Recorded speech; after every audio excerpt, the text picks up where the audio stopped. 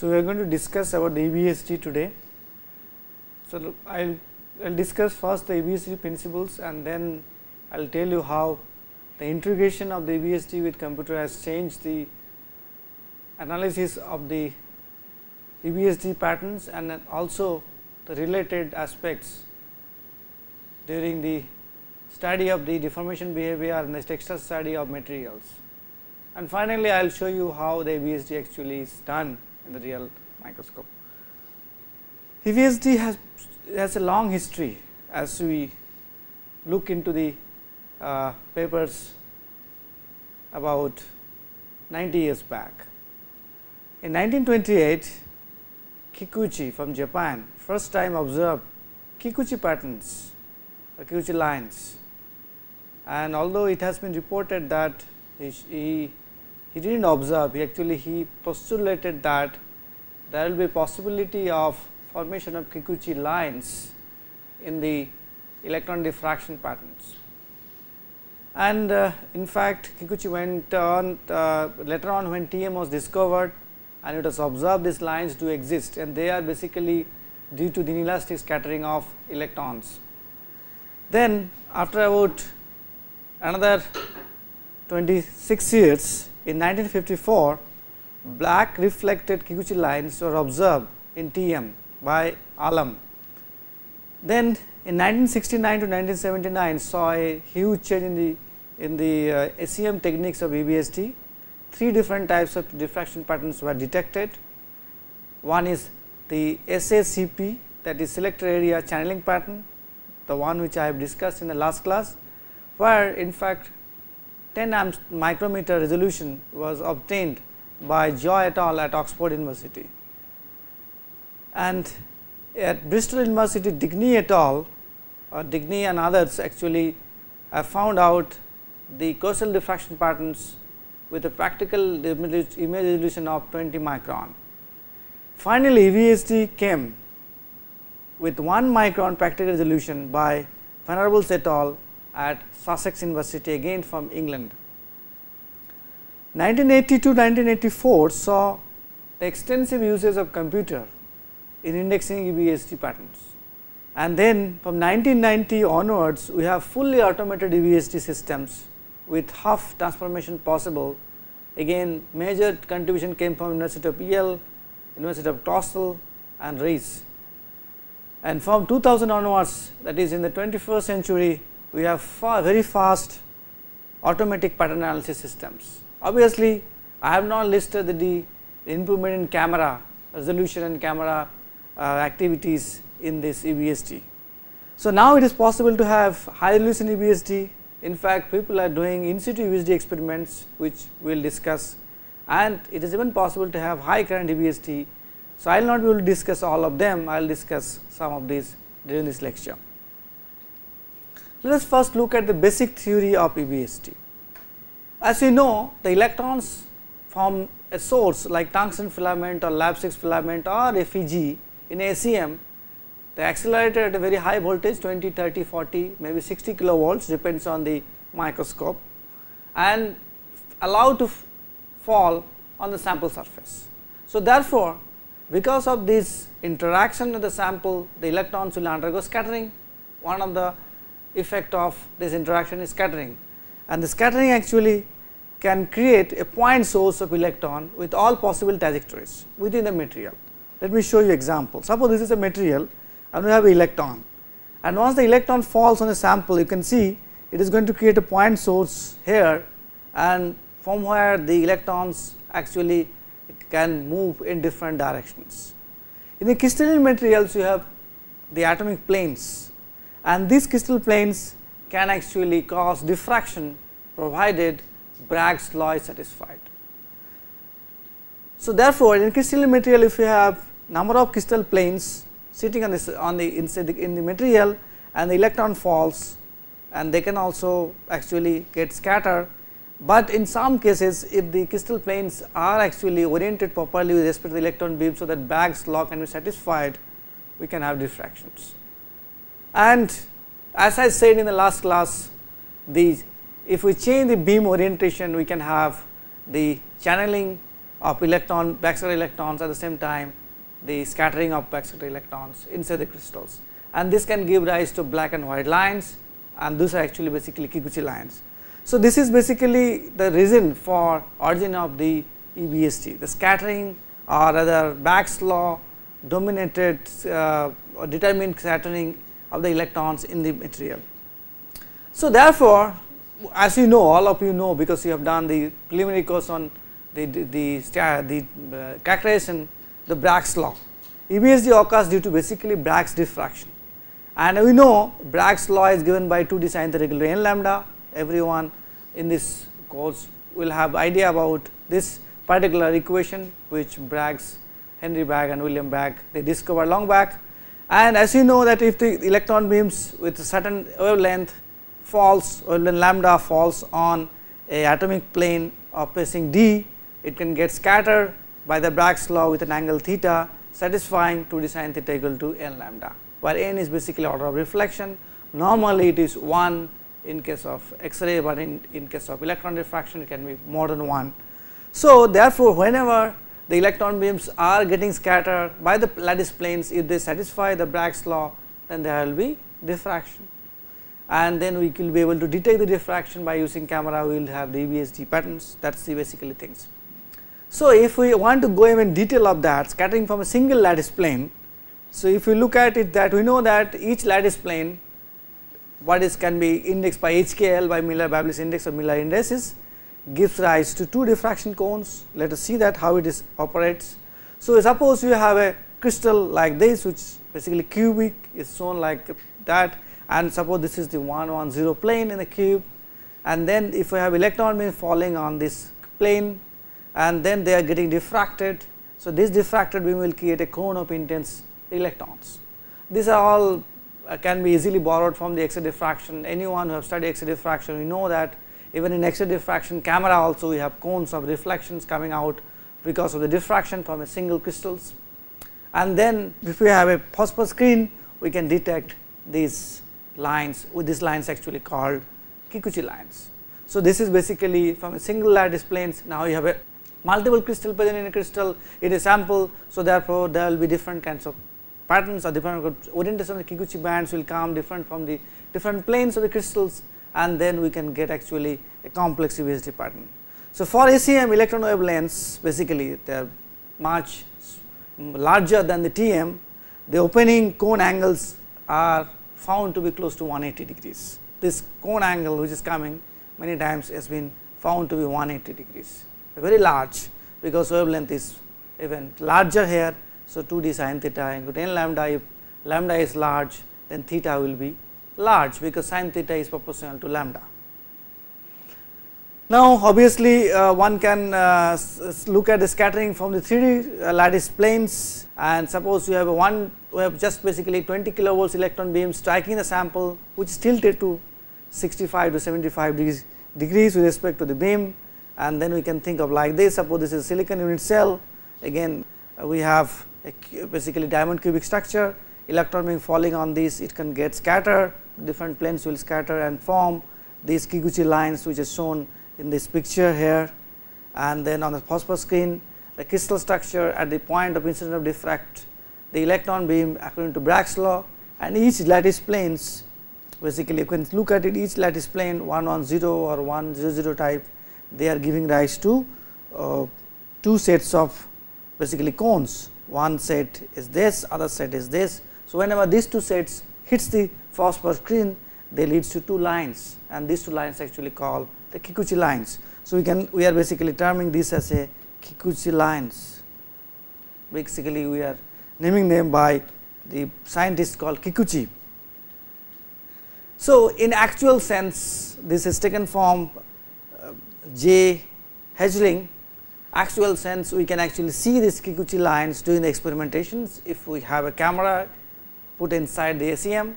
So, if you see this is a sample which is tilted with respect to the beam at about, or with respect to the normal plane at about 65 to 75 degrees Celsius, and then the electron beam is falling like this. This is basically schematic. Obviously, one cannot image the electron beam by using normal camera, electron beam is invisible. So, and then it generates this cone actually has 2 two cones actually. So, they fall on this phosphor screen and screen produces two lines on the screen. So, this is the origin of the Kikuchi patterns or diffraction patterns.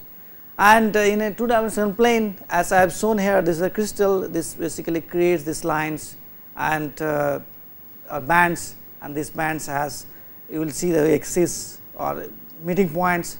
These meeting points are called zone axis in the literature, because they are like different roads coming from different places and meeting at certain points. We know that there are junctions. So, these are actually called zone axis. There is one here, there are 4, there are many more, one there actually. So, one can actually index the zone axis using proper indexing scheme, again using Bragg's law. Well, that is very what is called general one, so that we can get a very nice diffraction pattern, but at the same time one must understand that all the backscatter electrons which are falling on the sample, they may not produce the scattering which will be detected by the screen. So, therefore, there will be as only a small proportion of the electrons arriving at the phosphor schemes are diffracted. So, bulk of these electron beams are not diffracted, they will undergo multiple diffraction and then getting absorbed into the material, or maybe coming out, but then they will not contribute to this Kikuchi bands. So, therefore, a pattern is always superimposed with on a background. It is just like X-ray diffraction pattern. In X-ray diffraction pattern, you have a background intensity coming from Bremsstrahlung and the peaks which are coming from the scattering due to bags. Okay, so, therefore, this background needs to be subtracted, otherwise we do not get a very nice pattern. These are all actually done in a computer nowadays. So, one can look at in fact the backgrounds diffraction can be subtraction can be done same way like any radiations, and this is done here. You can see that backgrounds are like this with respect to this is very small intensity, although, but still it has to be subtracted then to get obtain a very nice EBSD pattern. Not only that, as I said in the beginning of the lecture, with the advent of computer only, fast computers, this technique has taken a big lead in the material science research activities. So, images which are obtained or patterns which are obtained from the EBSD camera, they need to be processed, and as you see the unprocessed EBSD pattern is in fact does not contain much information. So, normally we take several EBSD patterns on a particular case. So, if we select a point on the material and take several EBSD patterns from that, and then we just integrate them. Once you integrate them, signal to noise ratio improves, and then we correct the background intensity, so that the band contrast increases, and in many cases images are compressed, so get even better clarity of the bands. So, these are all routinely done in the computer. One need not bother about it while doing the experimentations, but you must know that these are required to obtain a good quality EBSD pattern. Now, as I said, zones or zone axis just several 2 or 3 slides before. So, zone is nothing but a phase or planes in a crystal with parallel intersections. That is what is shown here. You can see that there are phases which are actually having parallel intersections, and zone axis is a common direction of the intersection obviously. So, if I have several planes, there will be one direction which will be contained in all the planes, that is actually called zone axis.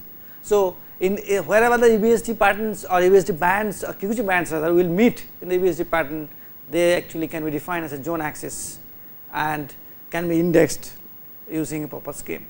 Just to show you that, as I said, these are actually zone axes which are actually taken from germanium zinc crystal at 20 kilovolt acceleration, and you can see that these are the actual zone axis marked here by red, and they can be indexed, which I am going to discuss after some time. So, these zone axes are actually carry information about the orientation of the crystals in the geometrical plane in the material. So, our orientation of the grains. Well, that is actually done using half transformations. Half transformation provides a suitable technique actually for deriving the parameters of a straight line, and that is actually bands positions in the EBSD patterns. Let us see how it is done. Basically, EBSD pattern is nothing but XY plot if we look at it, a 2-dimensional XY plot. So, what we do is that we convert this XY into rho theta plot. Okay, so, if suppose we have 3 zone axis 1, 2, 3 or 3 bands rather on the EBSD pattern, then the x is given by this one, the horizontal variable, and vertical one is basically y axis, and then you can see that rho is connected to x and y, and theta which is given by at the top of this picture, x cos theta plus y sin theta equal to rho.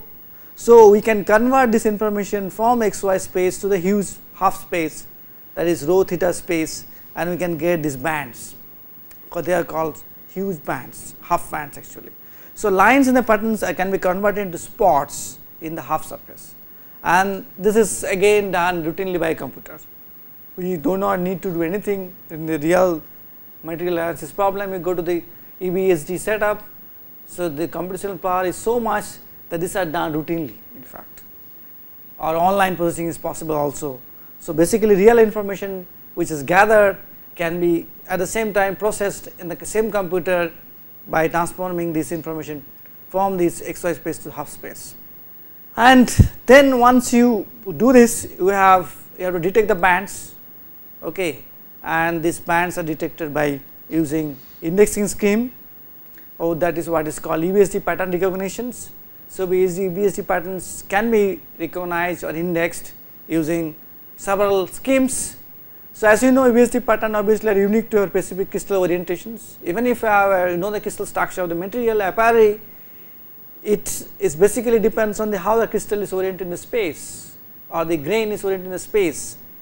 So, this is a very unique thing about this. So, depending on orientation, just like in a TEM diffraction pattern, diffraction events actually depends on the orientation of the crystal in the plane or in the space. Same thing actually is true for here, but resolution is poorer here. At the same time, you can actually have much larger what's called area can be analyzed in ACM as compared to TM, because thin area is very small in a TM sample, but in ACM you have a large area which can be analyzed.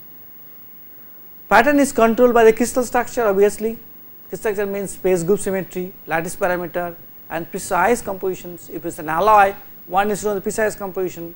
Within each pattern, the specific bands or this pair of cones of diffraction represent the spacing of the specific lattice planes, as we have already told you when we are discussing the Bragg's law. Then EBSD pattern recognition compares these patterns of the bands with atlas, which are prepared for the so many years of experimentations to index the crystal orientation required. So, therefore, this is again just like X-ray diffraction pattern analysis. We have the X-ray diffraction taken from a sample, and then we compare with the atlas which is available in the literature. If there is a new crystal, then we cannot index. So, we have to go by again by the standard process of first knowing the crystal structure of the material, lattice parameter, and other things to index it, and then this information will go to the atlas, just like the ICDD database in X-ray diffraction. This also a database. So, that can be used to what is called index EBSD pattern. These are all databases are all given to each and every software which are used in EBSD analysis. So, along with the software database are available. This is just like a WAS manual. It is fully automated now, as I just now discussed, and can be used to index. So, EBSD patterns, let us see that this is taken from pyrites. Pyrites is nothing but FeS2. One can take metal also, but I am showing you. As you see, there is a zone axis here, there, in fact there one, so many, there is zone axis there, there is zone axis there, many. Okay, so basically this is the major zone axis where the many lines are, or many bands are meeting. Now, unique for the crystal orientation obviously and the composition for the pyrites can be more than 100%, 100 degrees for total crystal projections. That is, you can basically obtain for a large angle of diffraction, and spatial resolution is nowadays can be obtained of less than 1 micron possible, and some pattern details can also be obtained. Let us show you that a diffraction pattern from specific planes. So, suppose this one is basically a band. So, width of the band is basically 1 by d spacing of the crystal, or the particular plane of the crystal. This is the first order diffraction pattern, okay, as you see here these lines, and this is basically second order diffraction. The blue lines which are shown on the screen, they are actually second order diffractions, and the yellow ones actually first order diffractions. Just like in a TM diffraction pattern, you have first order, second order, third order, or first order and higher order diffraction patterns. So, and this is a major pole axis, as I just told, because there are so many lines are meeting and the points, the bands are meeting at this point, and this is what is called Hodge, high order Laue zones, rings. They are basically same like in seabed or convergent beam electron diffraction patterns. In a convergent beam electron diffraction pattern, you can get 0 order Laue zone, then first order, second order, or 0 order and higher order Laue zones. So, this is a 0 order and this is a first order.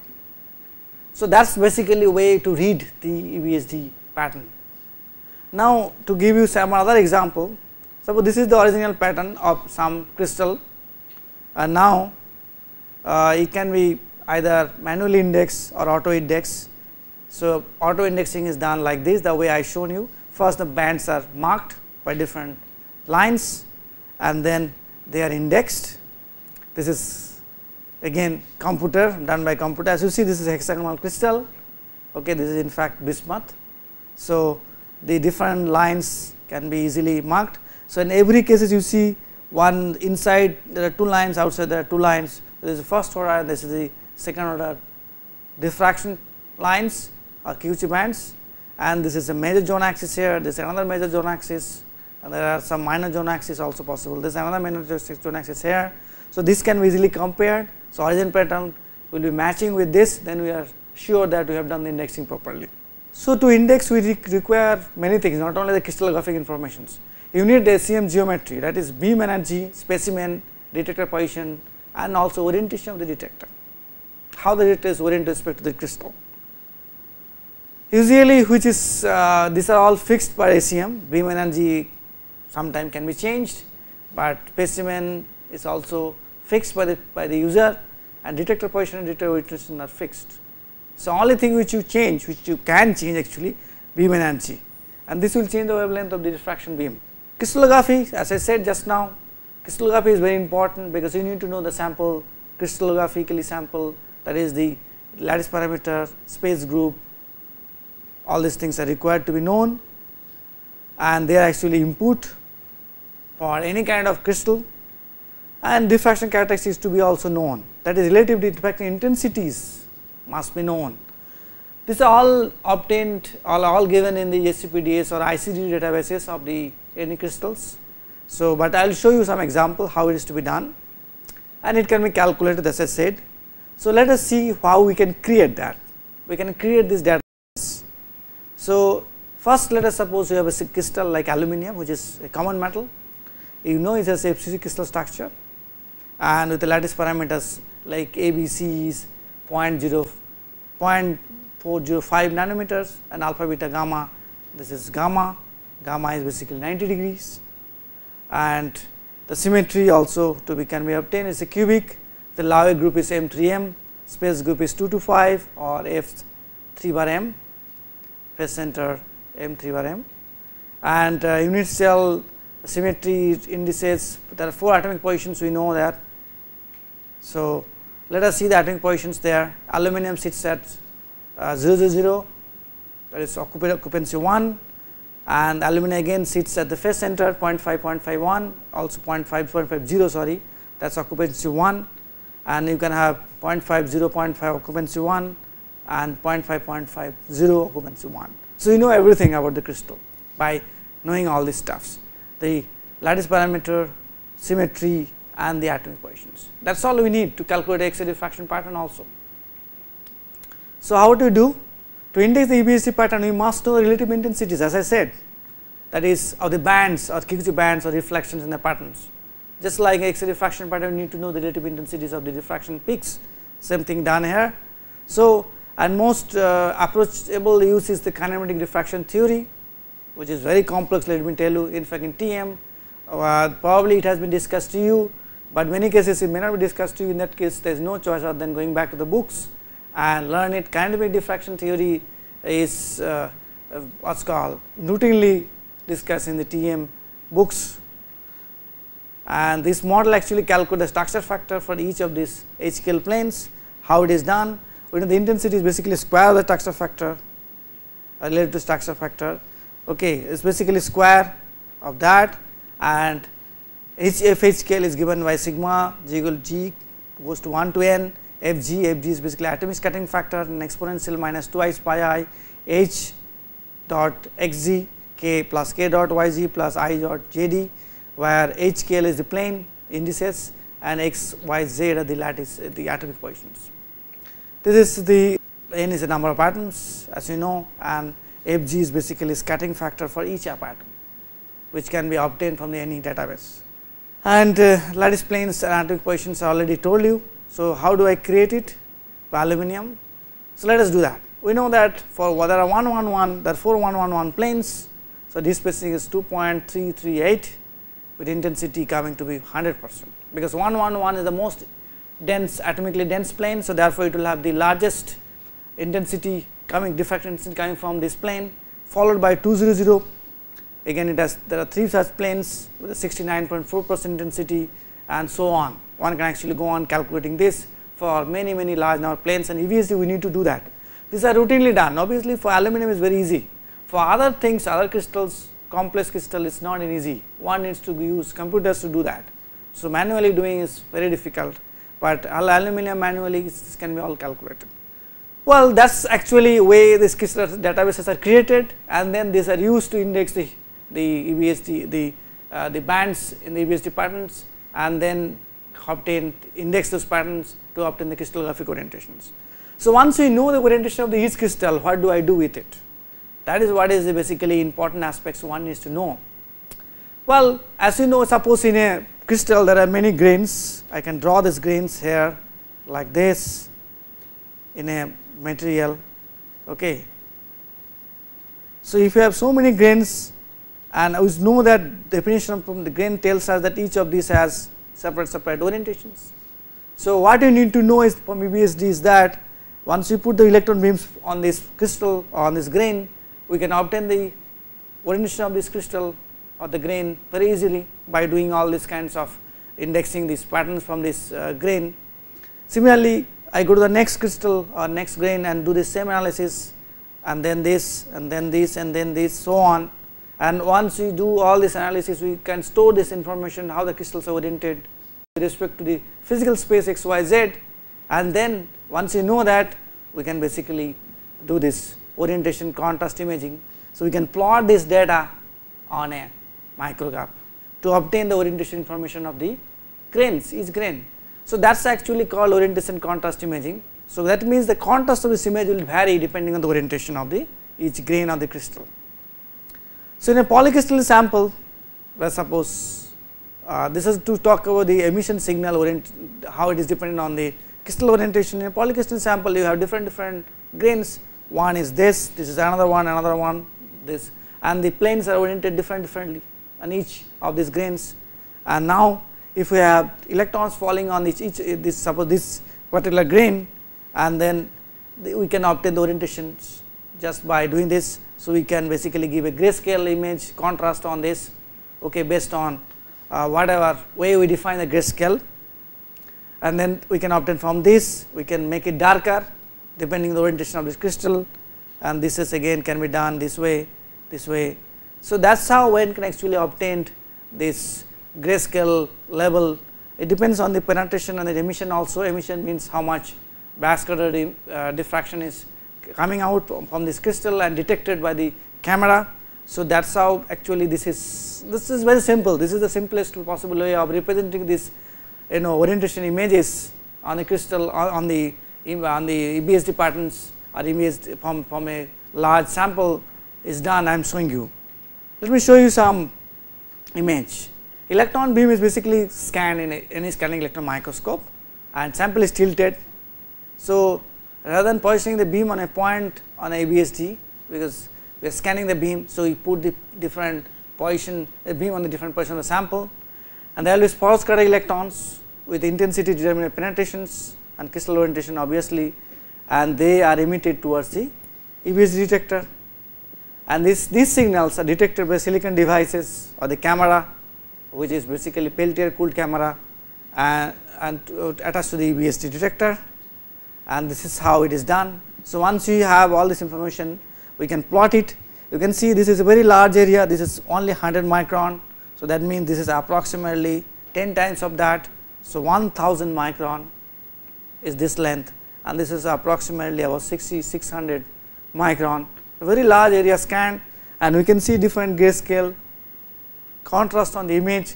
So, each of these actually showing the orientation of the quartzite grains on the sample. So, this is, you can see that this grain is darker. So, that means this is oriented very preferably with respect to the, so and this grain is brighter, and there are lots of dots, they actually, that means they are actually not contributing to any information to the EBSD pattern. So, that means the first scatter electrons orientation contrast image of variation in crystal orientations, the contrast variation is only here qualitatively. So, you can do that. So, let me just tell you that how this is done in automated or computerized system. Computer control movement of the electron beam across a sample can be done. EBSD pattern can be captured from each point, and that is what is shown. So, you can basically go to each point and capture the EBSD pattern, and this is the pattern from one. Index this pattern by using a pattern recognizing software, and then software has either crystal orientations in 3 Euler angles phi 1, phi 2, phi 3, and the phase information per pattern to a database for analysis. So, I am not going to discuss about how these Euler angles are determined. This is again not possible in the short span of time, but one needs to know also.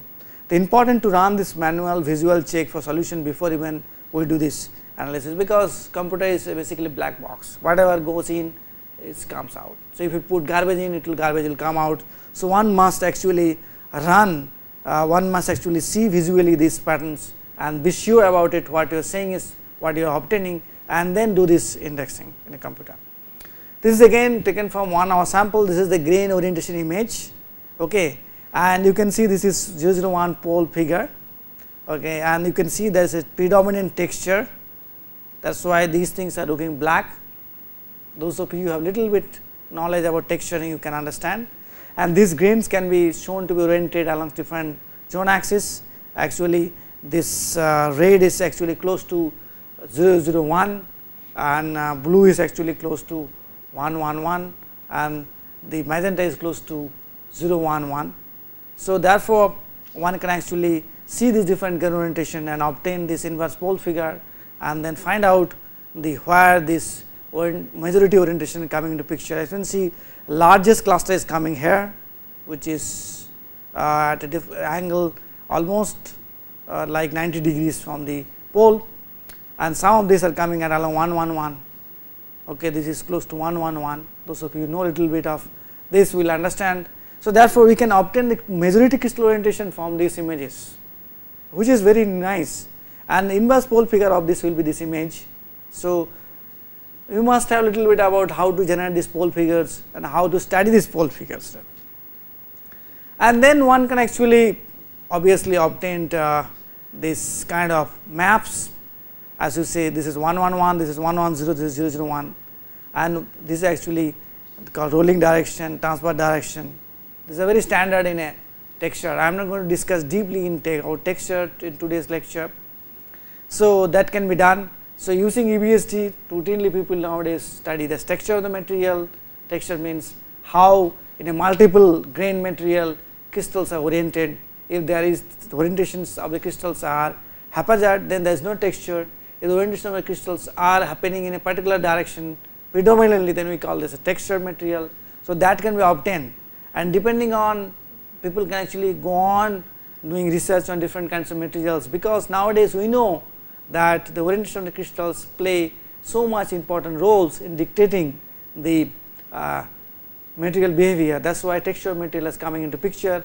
So, with this actually I close, and I am going to show you some example in the next lecture of texture analysis, how they can be used really to obtain information of the crystal orientations, and also to obtain the how the processing parameters can change these crystal orientations, and this can be used for the day to day applications, also very advanced applications.